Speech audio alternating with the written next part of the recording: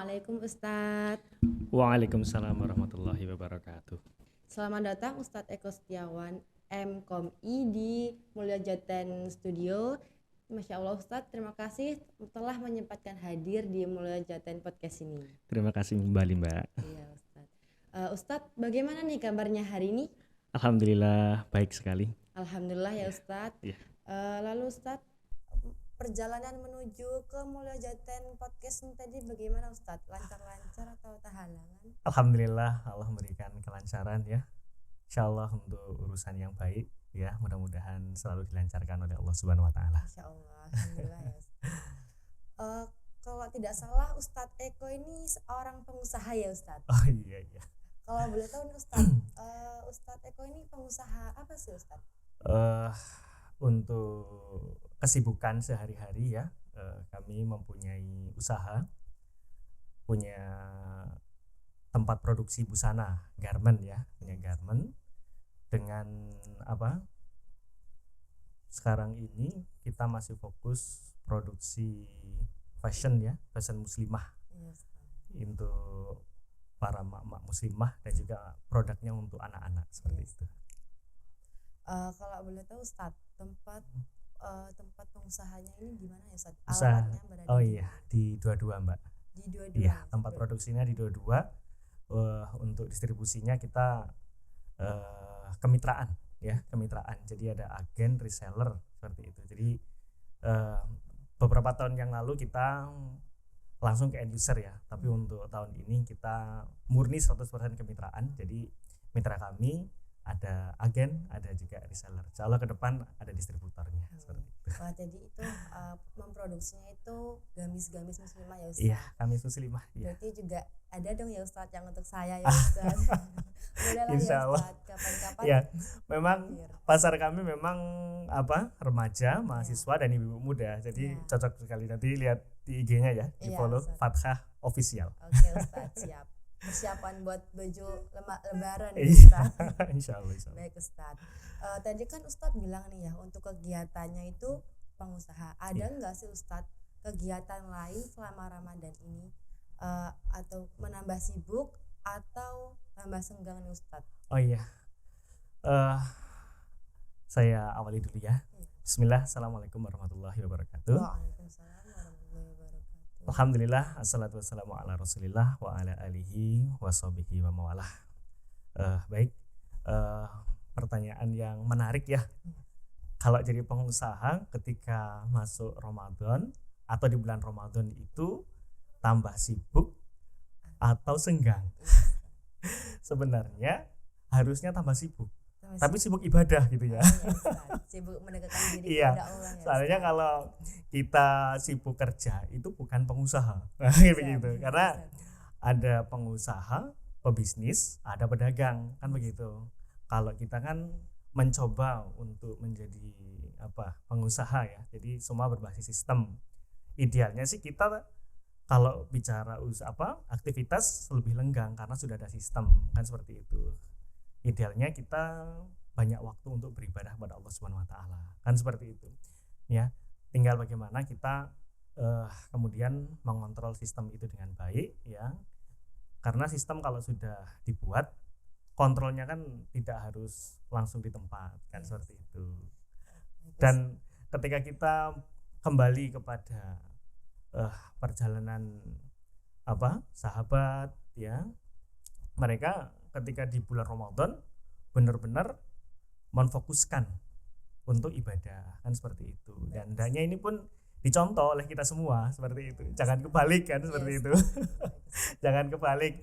Imam Malik saja dalam riwayatnya kan dijelaskan beliau itu menghentikan semua aktivitas thalabul ilmunya ya, thalabul ilminya seperti itu. Aktivitas keilmuannya digunakan untuk fokus beribadah, kan seperti itu. Nah, bahkan ada sebuah cerita ya, seorang sahabat dari kalangan tabi'in ya, Amr bin namanya Amr ya. Jadi beliau itu, jadi bahkan di bulan Sya'ban saja menutup tokonya seperti itu. Jadi untuk persiapan. Nah itu bulan Sya'ban aja ditutup, apalagi bulan Ramadan, kan seperti itu. Jadi Ustadz ini ketika bulan Ramadan itu kegiatan kerjaan itu sudah tersistem dan padatnya itu untuk Allah ya Ustaz. Iya, idealnya seperti Ya, itu dan Ustaz. insya Allah seperti itu. Baik, Ustaz. Untuk pembagian waktunya Ustaz kan Ustaz kan juga punya toko tadi Ustaz ya yang seperti yang Ustaz bilang. Terus beribadah kepada Allah, meningkatkan ibadah kepada Allah seperti tadarus, terus berbagi waktu dengan keluarga dan lain-lain ya Ustaz. Iya. Nah, bagaimana sih cara Ustaz untuk membagi waktu antara Oh. pekerjaan terus mendekatkan diri kepada Allah dengan keluarga? Ada Oke. tips-tips nggak sih Ustaz? Baik. Terkait dengan waktu ini memang kalau kita sebagai pengusaha ya, jadi kita yang membuatnya sendiri seperti itu. Karena kan kita tidak terikat dengan aturan yang dibuat oleh orang ya, tapi kita membuat aturan itu sendiri ya. Jadi yang pasti ketika di bulan Ramadan ya kita berusaha untuk lebih maksimal ya untuk beribadah kepada Allah Subhanahu wa taala. Dari kita pagi hari, siang hari, malam hari, bagaimana kemudian aktivitas itu betul-betul kita isi untuk beribadah, kan seperti itu. Kalau untuk urusan kerjaan kan selama kita sudah ada sistem ya, sudah kita delegasikan ya kita tinggal kontrol saja sih Mbak, seperti itu. Ya, kalau di perusahaan di usaha kami kan sebenarnya CEO-nya istri saya, ownernya istri saya, seperti saya CEO-nya ya gitu. Dan di bawah kami kan ada kepala produksi seperti itu, ada bidang marketingnya seperti itu, ada bagian-bagian sendiri-sendiri sudah kami buat, jadi tinggal kita kontrol saja, insya Allah sudah berjalan seperti Jadi itu. itu ya Ustaz, ada yang bantu mengelola di Sudah perusahaan ada, Ustaz. iya. Baik, Ustaz. Ya. Jadi untuk pembagian waktunya itu sama sekali tidak terganggu ya Ustaz untuk pekerjaan pengusaha, tentang usaha dengan terkait dengan ibadah Iya, kepada insya Allah, insya Subhanahu Allah, wa insya ta'ala. Allah. Ustaz, Masya Allah sekali Ustaz. Berbincang tentang materi hari ini Ustaz, kita akan membahas mengenai menggapai keridhaan kepada Allah Subhanahu wa ta'ala. Iya. Untuk menggapai keridhaan kepada Allah itu maksudnya bagaimana sih Ustaz? Iya. Apa yang dimaksud dengan menggapai keridhaan Iya. kepada Allah Subhanahu wa ta'ala? Baik. Ridho itu kalimat yang luar biasa ya. Ridho itu berarti menerima ketetapan Allah Subhanahu wa taala tanpa ada keluh kesah ya. Semuanya memang benar-benar lepaslah seperti itu ya. Selalu berprasangka baik kepada Allah Subhanahu wa taala atas ketetapan yang Allah berikan kepada kita. Nah, yang perlu kita perhatikan juga ya, ridho itu tidak hanya melekat pada manusia seperti itu, tapi Allah pun ridho kepada manusia, kan seperti itu kan. Dalam Al-Quran kan dijelaskan seperti itu ya. Ya ayyatuhan nafsul mutmainnah irji'i ila rabbiki radiyatan mardiyah fadkhuli fi ibadi fadkhuli jannati, yang artinya hai jiwa-jiwa yang tenang, kembalilah kepada Tuhanmu dengan hati yang ridho dan diridhoi ya, maka masuklah ke dalam jamaah hamba-hambaku ya, masuklah ke dalam surgaku ya. Irji'i ila rabbiki radiyatan mardiyah, kembalilah ke jalan Tuhanmu dengan hati yang ridho lagi diridhoi. Nah, kalau tadi kan ridho, kita ridho itu berarti kita menerima. Kalau diridhoi ya berarti Allah Subhanahu wa taala itu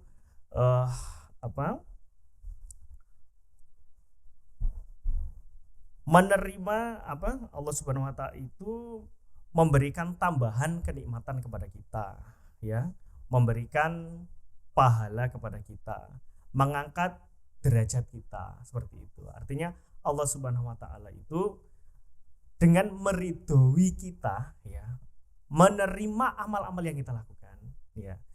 Dengan aktivitas yang kita lakukan itu Allah Subhanahu wa taala ya akan memberikan balasan ya atas apa yang kita lakukan dengan surga, kan seperti itu. Nah, terkait dengan keridhaan ini ya, sebagai kalau tadi saya diperkenalkan sebagai seorang pengusaha kan seperti itu. Bagaimana kemudian usaha kita ya di bulan Ramadan ini menjadikan orang tersebut ya termasuk golongan yang diridhoi oleh Allah Subhanahu wa taala. Kan seperti itu. Tentu yang pertama adalah niatnya, kan seperti itu. Ya. Bagaimana niat orang tersebut itu melakukan aktivitas. Nah, aktivitas pekerjaan, aktivitas bisnis dan lain sebagainya. Karena sesungguhnya bisnis, usaha, bekerja ya, itu juga termasuk kategori ibadah. Kan seperti itu. Hanya kategorinya ibadah ghairu mahdhah. Kan ibadah kan ada ibadah mahdhah. Ibadah mahdhah itu ibadah yang tata cara, bentuknya, ya, jumlahnya semua telah diatur secara rinci oleh Allah dan Rasulullah Shallallahu Alaihi Wasallam. Ada juga ibadah ghairu mahdhah yang tidak terinci, tetapi ketika diniatkan untuk ibadah, maka itu akan tercatat sebagai amal solih dan mendapatkan pahala dari Allah Subhanahu Wa Taala. Termasuk diantaranya adalah bekerja, berbisnis, berusaha. Nah, ketika orang itu niatnya itu untuk mencari ridho Allah Subhanahu Wa Taala, maka semuanya itu akan mengikuti. Nah, seperti itu. Dari awal dia itu melakukan pekerjaan, maka akan selalu diikuti dengan zikir, kan seperti itu.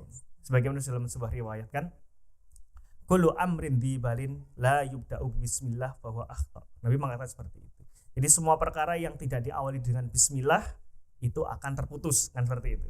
Artinya ketika bekerja itu diawali dengan bismillah, itu pun akan tercatat sebagai amal soleh, akan tercatat sebagai ibadah. Nah, jadi zikirnya pengusaha ya bagaimana kemudian usahanya itu ya selalu dilakukan dengan baik, dengan amanah, jujur, benar, kan seperti itu. Karena baru mau berangkat saja dia itu sudah menyertakan Allah Subhanahu wa taala dalam setiap aktivitasnya, seperti itu. Jadi bagaimana usaha bisnis supaya mendapatkan ridho di bulan Ramadan, kan seperti itu. Tentu saja niat yang pertama yang harus dibangun. Niatnya itu adalah untuk mencari ridho Allah, seperti itu. Lakukan aktivitasmu, bisnismu ini untuk mencari ridha Allah Subhanahu wa taala. Nah, kalau dia sudah berniat seperti itu, maka Allah akan bimbing dia. Nah, itu. Allah akan bimbing dia untuk melakukan aktivitas bisnis yang barokah. Nah, itu baru niat saja, Mbak. Nah, itu. Dan niat itu akan mempengaruhi semuanya. Seperti itu. Jadi kalau dia itu niat, ya, niatnya itu untuk mencari ridha Allah, maka semuanya itu akan mengikuti. Dari muamalah, ya, muamalahnya, dari bagaimana dia itu berinteraksi dengan manusia, karena memang tujuannya itu jelas untuk mencari ridha Allah, semuanya itu pasti akan sesuai dengan tuntunan daripada Allah dan Rasulullah Shallallahu Alaihi Wasallam. Nah, kalau dia itu nanti Allah karuniai harta, nah hartanya pun akan semakin mendekatkan dia kepada Allah Subhanahu Wa Taala, bukan malah sebaliknya, kan seperti itu. Bukan malah sebaliknya, akan semakin mendekatkan kepada Allah Subhanahu Wa Taala. Nah, karena rizkinya itu barokah, kan seperti itu. Jadi semakin menjadikan dia itu dekat dengan Allah Subhanahu Wa Taala. Maka kelihatan, Mbak, ya, kalau pengusaha itu rizkinya barokah, ya, dia itu akan menjadi seorang yang dermawan, gemar berinfak, gemar berzakat, kan seperti itu. Karena prosesnya dari awal itu memang tidak lain hanya untuk mencari ridha Allah Subhanahu Wa Taala. Jadi niat itu sangat penting dan menentukan bagaimana dia itu akan melakukan semuanya. Ya, saya contohkan lagi ya kehebatan niat itu ya. Ya, seorang pengusaha. Ya, itu. Kalau ditanya dia itu motivasinya apa sih usaha? Kan seperti itu. Pasti motivasinya adalah untuk mencari keuntungan, mencari profit yang sebanyak-banyaknya. Kan seperti itu. Jadi mencari profit.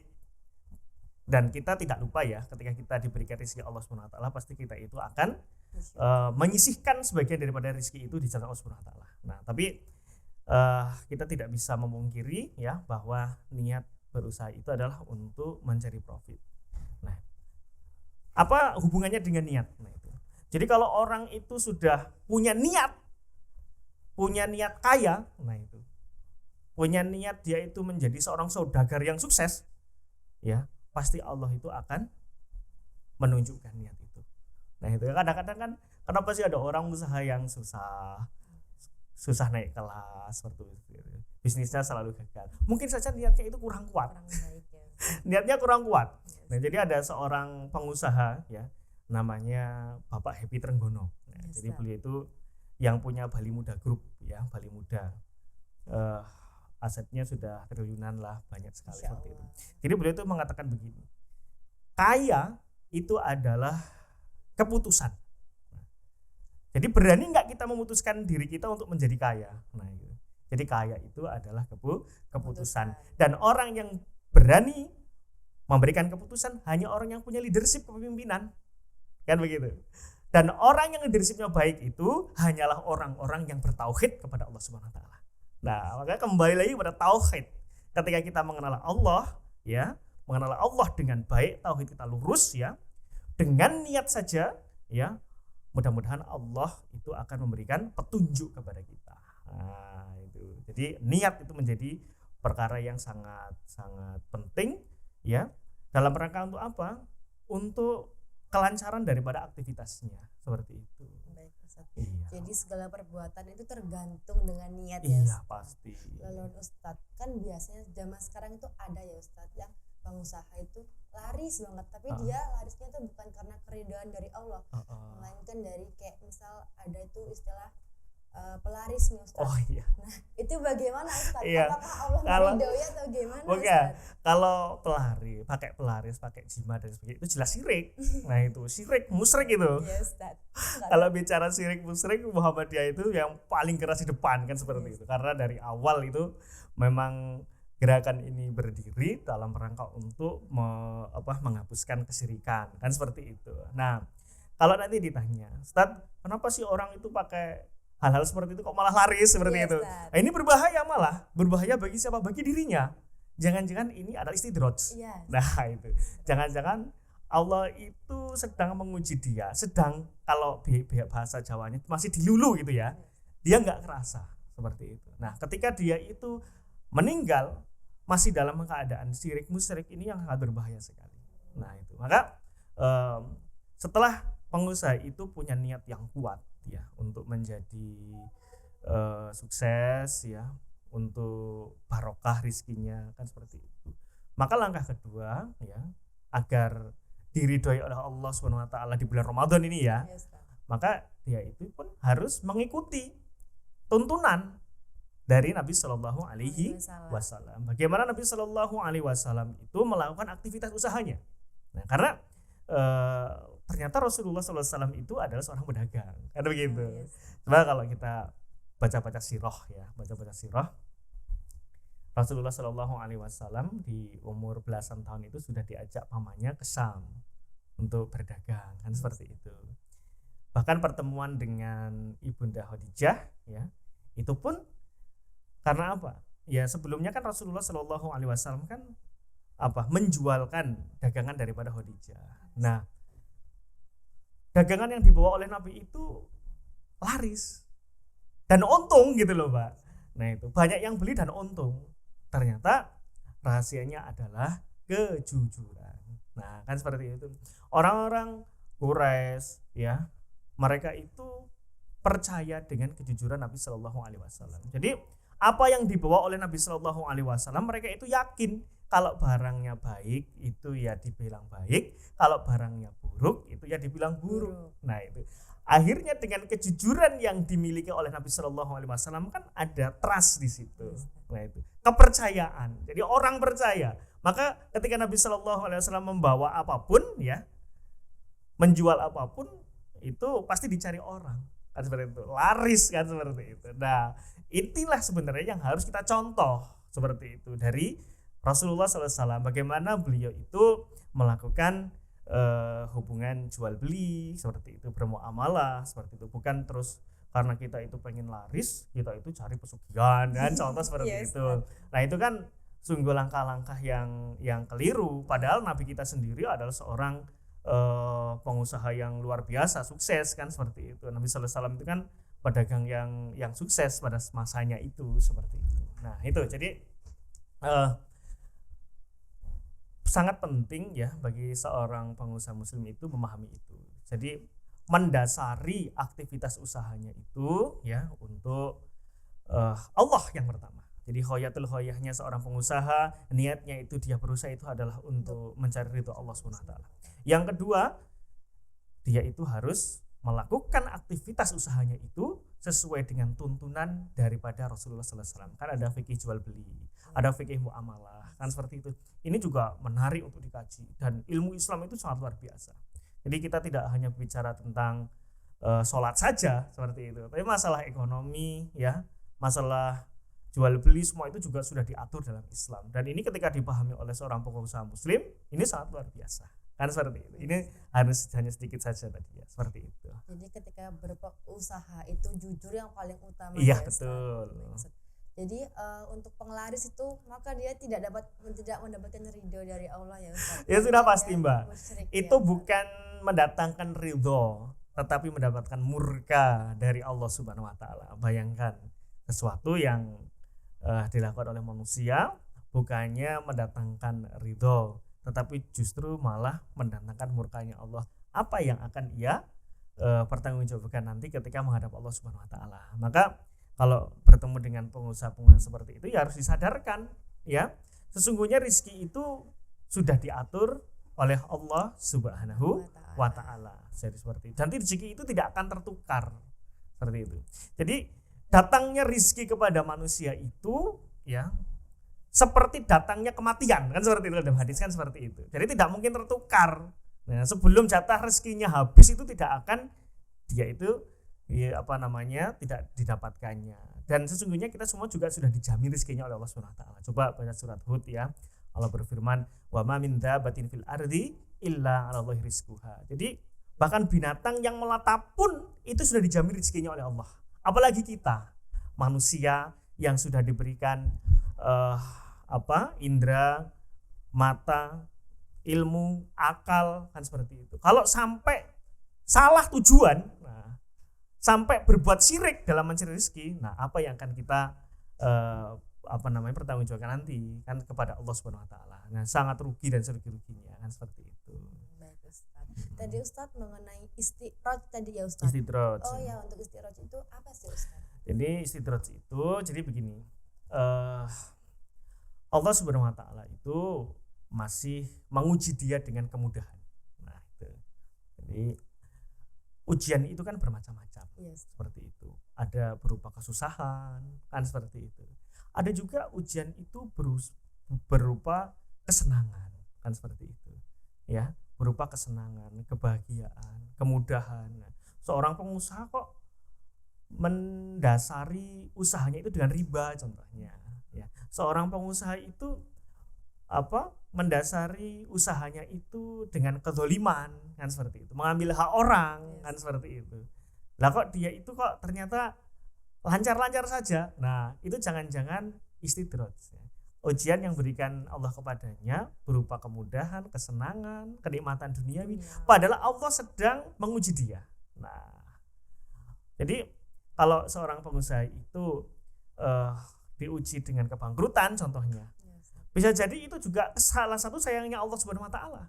Mungkin dalam prosesnya itu masih bercampur dengan sesuatu yang haram, kan seperti itu. Jadi kalau pengusaha lompong-lompong aja nggak pernah bangkrut, itu juga mengerikan juga. Jangan-jangan itu istidraj kan seperti itu. Sekali-kali bangkrut ya nggak apa-apa lah, biar inget ya, biar inget dengan Allah Subhanahu wa taala. Kan seperti itu. Nah, kembali lagi ke momen Ramadan, kan seperti itu, ya. Jadi momen Ramadan ini ya jangan sampai kita itu ketika mencari dunia ya, berbisnis ya, lantas menjadikan kita itu lalai daripada ibadah, kan seperti itu. Apalagi seorang pengusaha, ya kan seperti itu kan. Tadi di awal sudah saya sampaikan kan, apakah beda antara pengusaha dan pedagang? Beda. Nah, kalau pengusaha itu dengan sistem, punya sistem, kan seperti itu, ada struktur organisasi, kan seperti itu. Kalau pedagang ya pedagang yang di pasar, kan begitu. Kalau dia itu menerima pembelian, kalau bukan dia nggak marem, kan seperti itu. Makanya dijual sendiri, kan seperti itu. Nah, kembali lagi ya, hendaknya kita jangan sampai ya di bulan Ramadan ini ya lantas kita itu terlalu sibuk dengan kesibukan dunia. Kan seperti itu. Bahkan di awal sudah kita bahas tadi ya, untuk mencari ridha Allah yang pertama adalah niat bahwasanya kita itu mencari rizki itu dalam rangka mencari ridha Allah, kan begitu. Yang kedua sesuai dengan tuntunan daripada Rasulullah Shallallahu Alaihi Wasallam. Ketika dua hal tersebut itu sudah mendarah daging pada seorang pengusaha ya, selain daripada dia itu akan melakukan aktivitas bisnisnya dengan baik ya sesuai dengan tuntunan ya, maka dia itu pun tidak akan terus kesibukan ini menjadi alasan untuk menyanyiakan bulan Ramadan, kan seperti itu. Karena Ramadan ini kan bulan yang mulia, seperti itu, bulan yang suci. Tidak ada jaminan juga kita itu akan bertemu dengan Ramadan yang akan datang. Sebuah kenikmatan yang luar biasa ketika Allah Subhanahu Wa Taala mempertemukan kita dengan bulan yang penuh dengan ampunan ini, kan seperti itu. Jadi dengan fundamental bisnis yang benar tadi ya, jangan sampai kesibukan dunia ini menjadikan manusia itu lupa ya dengan kebahagiaan yang hakiki, yaitu surganya Allah Subhanahu Wa Taala. Begitu. Masya Allah banget ya Ustaz. Yeah. Nah Ustaz, untuk bulan Ramadan ini kan tadi bulan yang suci ya Ustaz, bulan yang penuh ampunan. Nah, diwajibkan umat muslim untuk menjalankan puasa pada bulan Ramadan ini. Itu bagaimana Ustaz untuk hukum orang yang menjalankan puasa tetapi masih sering melakukan maksiat, seperti misalnya membicarakan keburukan orang lain atau berzina dan lain-lain, itu bagaimana Ustaz? Bagaimana orang yang berpuasa sementara dia itu masih sering melakukan hal-hal yang dilarang ya, seperti itu. Sebenarnya ini sangat menyedihkan kalau saya bilang. Kenapa menyedihkan? Di saat setan-setan dibelenggu, nah itu ternyata dia itu masih tetap saja melakukan perbuatan-perbuatan yang digemari setan, kan seperti itu. Setannya sudah menempel. Setannya, iya, jangan-jangan dia setannya gitu. Karena idza dakhala Ramadan kan futihat abwabul jannah wa khuliqat abwabun nar ya wa sufidatis syayatin, seperti itu. Jadi kalau masuk bulan Ramadan itu pintu surga kan dibuka lebar-lebar, pintu neraka ditutup, wa sufidatis syayatin, dan setan itu dibelenggu, diikat, seperti itu. Nah, bagaimana kalau orang-orang puasa kok masih melakukan berbuat maksiat, kan seperti itu. Itu menunjukkan bahwasanya iman yang ada pada dirinya rapuh, bahkan tidak ada sama sekali ketika masih melakukan perbuatan maksiat.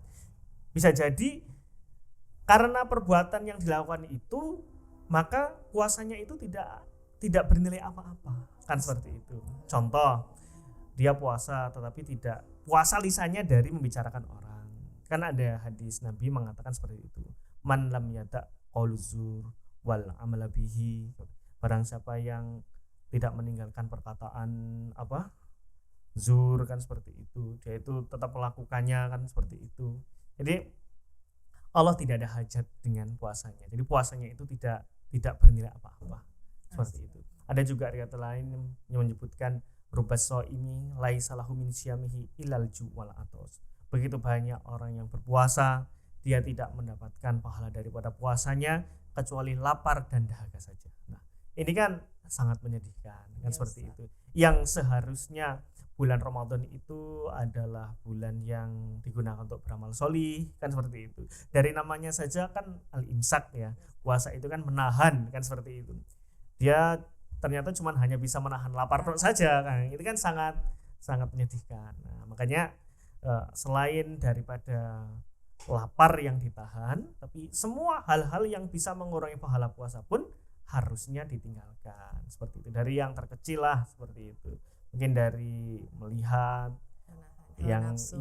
nafsu, mengatakan sesuatu yang tidak pas, mungkin ghibah, fitnah dan lain sebagainya, kan seperti itu.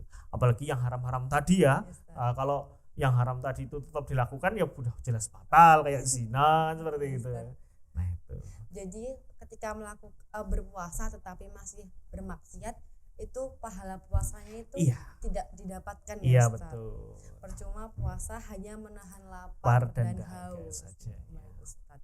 Lalu Ustaz, bagaimana sih cara kita agar mendapatkan ridho dari Allah Subhanahu wa taala? Iya, baik. Bagaimana cara mendapatkan ridho dari Allah Subhanahu wa taala? Tentu saja kita itu harus melakukan amalan-amalan yang paling disukai oleh Allah. Nah, pada saat itu kan gitu. Ya, kan kita itu sedang mempunyai visi yang besar. Ya, visi kita adalah mencari ridho Allah Subhanahu wa taala agar kita nantinya ditempatkan di jannahnya Allah Subhanahu wa taala. Amin. Kan begitu. Bagaimana caranya? Tentu yang kita lakukan adalah melakukan amalan-amalan yang paling dicintai oleh Allah SWT pada saat itu. Kan seperti itu. Kalau bulan Ramadan, tentu saja kita berpuasa. Puasa dilakukan dengan sebaik mungkin. Seperti itu yang saya katakan tadi. Puasa tidak hanya sekedar menahan lapar dan dahaga saja, tetapi semuanya itu ya ikut berpuasa. Nah itu, semuanya ikut berpuasa. Sunnah-sunnah ketika berpuasa itu kita lakukan. Kan begitu. Seperti makan sahur, kan begitu. Terus mempercepat berbuka seperti itu. Dan juga sunnah-sunnah yang lainnya. Nah itu. Selanjutnya melakukan sholat malam yang juga disebut sholat witir, juga disebut dengan sholat tarawih, sholat tahajud sebenarnya sama aja ya. Kalau disebut sholat tarawih itu karena ada istirahatnya kan, tapi itu kan tidak langsung selesai tapi ada istirahatnya. Dia katakan sholat witir itu kan karena ganjil, seperti itu. Dikatakan sholat malam kan karena malam, qiyam Ramadan karena ditegakkan pada bulan Ramadan. Ini juga amalan andalan ini ketika bulan Ramadan. Nah, sunnah yang hendaknya kita perhatikan ya ketika di bulan Ramadan, ketika qiyamul lail ya, ketika qiyam Ramadan hendaknya kita lakukan bersama dengan imam. Seperti itu. Hatta yansorifa, dalam riwayat juga seperti itu. Sampai imamnya berpaling, sampai selesai, sampai salam.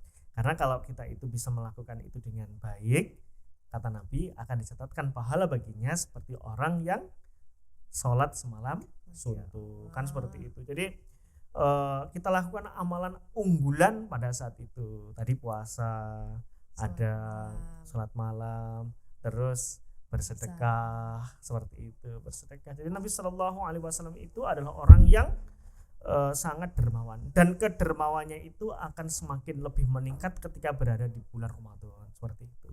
Terus kita tilawah, kan seperti itu, tilawah Al-Quran. Nah, tilawah Al-Quran juga sangat dicintai, apalagi di bulan Ramadan. Terbukti mereka para ulama sangat antusias, bersemangat tilawah di bulan Ramadan. Ya, kalau kita baca-baca riwayat itu kan Imam Syafi'i itu bahkan sampai 60 kali khatam, Mbak. Masya Allah. Nah, kalau kita kan kalau 60 kayaknya berat ya. Iya, karena istilahnya disambi ya. Itu dunia ya, Ustaz. Kalau para ulama itu mereka memang mengkhususkan ya. Iya. Mereka itu memang betul-betul bulan ini bulan khusus kan, seperti itu. Bulan ini bulan istimewa, mengistimewakan seperti itu. Jadi persiapannya itu sudah dari bulan-bulan sebelumnya. Iya. Nah, tadi kan ada seorang pengusaha Amr bin Qais itu sebulan sebelum Ramadan itu sudah tutup tokonya. Iya, digunakan untuk apa? Persiapan ruhiyah, memperbanyak tilawah, sholat dan lain sebagainya, supaya nanti di bulan Ramadan dia itu sudah terbiasa kan, seperti itu. Nah, Imam Syafi'i selama bulan Ramadan bisa sampai 60 kali khatam kan, seperti itu ya. Jadi banyak amalan-amalan yang bisa kita lakukan. Nah, ketika di 10 hari terakhir ya, ini yang alhamdulillah sekarang sudah mulai banyak dilakukan ya di masjid-masjid kita di metro, i'tikaf. Nah, itu i'tikaf, berdiam di masjid untuk mendapatkan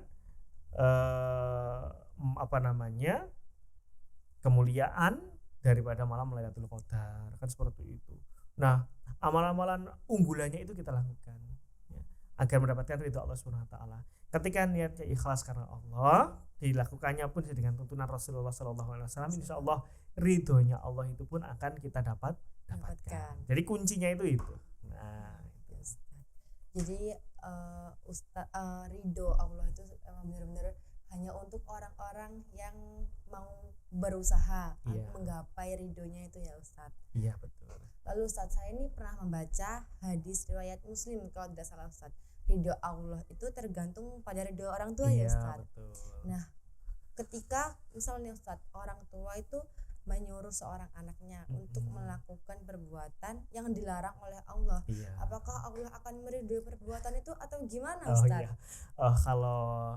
Kalau begitu kasusnya beda kan, seperti itu. Jadi kita sebagai anak ya harus berbakti kepada kedua orang tua. Jangan sampai karena mungkin secara materi kita lebih dan lain sebagainya lebih, akhirnya menyepelekan orang tua. Sehebatpun apapun anak, sebanyak apapun budi ya, dia itu berusaha untuk membalas budi ya, anak itu tidak mungkin bisa untuk membalas kebaikan daripada orang tua. Nah, sekarang kasusnya bagaimana ketika seorang anak malah diajak bermaksiat? Nah, tentu saja qaulullah wa qaulur rasul. Jadi perkataan Allah dan Rasulnya itu yang lebih kita dahulukan, seperti itu, lebih didahulukan. Kalau diajak maksiat, contoh diajak untuk menyembah kepada selain Allah, ya tentu saja bagaimana kita itu bisa menjawab dengan jawaban yang bijaksana. Kalau harus bagaimana kan itu pun orang tua kita kan, seperti itu. Jangan pula terus kita itu memaki-maki mereka kan, seperti itu. Ya seperti contohnya Nabi Ibrahim sajalah, seperti itu. Nabi Ibrahim itu kan khairullah ya, beliau sangat mentauhidkan Allah Subhanahu wa taala. Ternyata orang tuanya itu yang pelopor karena pembuat berhala itu sendiri kan, seperti itu. Bagaimana sikap Nabi Ibrahim? Nah, itu yang harus kita contoh kan, seperti itu. Tetap Nabi Ibrahim itu berbakti kepada orang tua yang tidak durhaka ya. Nah, seperti itu. Tetapi Nabi Ibrahim tetap ya menyembah Allah Subhanahu wa taala, begitu. Jadi ketika orang tua menyuruh anaknya, memerintahkan anaknya untuk yang mungkin dilarang Allah, kita sebagai anak harus ingat ya oleh perintah dari Allah dan Rasul itu baik atau tidak, maka kita harus mendahulukan yang diutamakan oleh Allah itu. Iya. Tapi dengan adab ya. Dengan akhlak yang baik, seperti itu. Tidak memaki-maki. Nah, makanya kalau kondisinya seperti itu ya, anak memiliki orang tua yang seperti itu ya harus bersabar. Ya, bersabar. Lalu dia itu pun harus mendakwahi kan, seperti itu. Setelah dia itu bersabar, dia itu harus mendakwahi. Tidak boleh juga anaknya itu terus berlepas diri. Ya, harus melakukan pendekatan bagaimana orang tuanya ini bisa mengenal Allah dan Rasulullah. Nah, dan setelah itu jangan sampai lupa, setelah bersabar dengan kondisi tersebut, dia itu mendakwahi ya, menunjukkan jalan yang benar kepada orang tuanya. Yang ketiga adalah mendoakan. Nah, itu. Jadi didoakan orang tuanya agar orang tuanya mendapatkan hidayah Allah Subhanahu wa taala. Karena hanya Allah lah yang mampu untuk membolak-balikkan hati manusia. Jadi hidayah itu kan haknya Allah Subhanahu wa taala. Tugas kita hanya berusaha dan berdoa. Seperti itu. Baik Ustadz. Kembali lagi untuk tadi Ustadz cara mendapatkan ridho dari Allah tadi kan sudah Ustadz sampaikan. Lalu saya ini ada pertanyaan terakhir nih Ustadz. Oh iya, silahkan. Ada nggak sih ciri-ciri orang yang mendapatkan ridho dari Allah? Itu ada ciri-ciri khusus, maksudnya kan tidak semua orang tuh mendapatkan ridho dari Allah ya Ustadz. Nah, ciri-ciri orang yang mendapatkan ridho dari Allah itu seperti apa ya Ustadz? Ciri-ciri orang yang mendapatkan ridho Allah SWT adalah orang yang semakin takut, semakin takwa kepada Allah SWT. Nah, itu. Maka buah daripada puasa ini kan takwa. Nah, itu takwa. Jadi semakin dia itu semakin baik imannya, semakin baik ibadahnya, dan semakin baik akhlaknya. Itu ciri-cirinya. Jadi kalau sudah keluar dari itu, ya sudah dipastikan dia itu bukan golongan itu. Tapi kalau selepas Ramadan dia semakin takwa, semakin iman, semakin baik ibadahnya, semakin baik akhlaknya. Nah, itu ciri-ciri orang tersebut mendapatkan ridho dari Allah SWT. Seperti itu. Baik Ustadz, terima kasih ya Ustadz untuk ilmu dan pengetahuan yang sudah diberikan kepada saya dan teman-teman yang nonton video ini. Semoga bermanfaat bagi saya dan teman-teman juga, khususnya dari yang tidak tahu menjadi tahu, yang tidak paham menjadi paham. Iya, Sekali lagi terima kasih Ustadz sudah menyempatkan hadir di Mulai Jajan Podcast ini. Iya. Semoga Ustadz dan keluarga sehat selalu. Amin. Dan bisa menjalankan ibadah puasa ini hingga Idul Fitri ya Ustadz. Amin. Terima kasih sudah menonton podcast ini sampai akhir. Tonton terus video-video di channel ini. Jangan lupa like, comment, subscribe, and share video ke semua orang. Sampai bertemu di podcast selanjutnya. Mulya Jajan Podcast, semangat melayani Indonesia.